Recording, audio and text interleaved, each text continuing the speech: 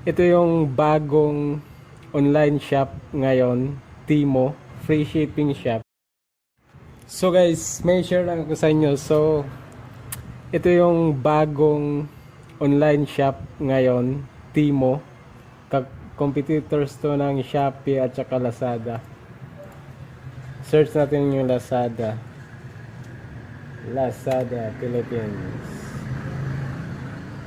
So, Universal Inc.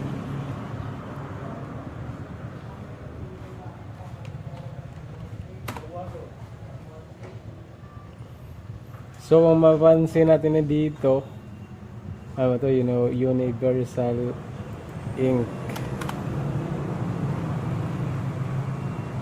So, mapapansin natin dito, sa mga presyuhan, yung Lazada at saka Shopee, pare-parehas lang yung price nila. Pero pagdating sa Timo, ang layo ng difference. Itong Timo kasi bago to, at yung Timo, pag nag-order ka, free shipping lahat ng order mo.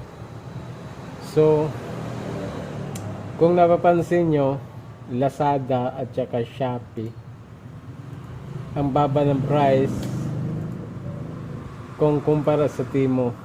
Although free shipping siya, pero yun, marketing strategy yan nila, at dapat mag-ingat tayo dito kasi akala natin mura, akala natin nakakamura tayo, pero yun nga, mahal kasi free shipping nga, pero dinoble naman yung price or triple yung price. So kumbaga parang in-include nila yung shipping sa price nila. So, yun lang i-share ko. Sana may natutunan kayo.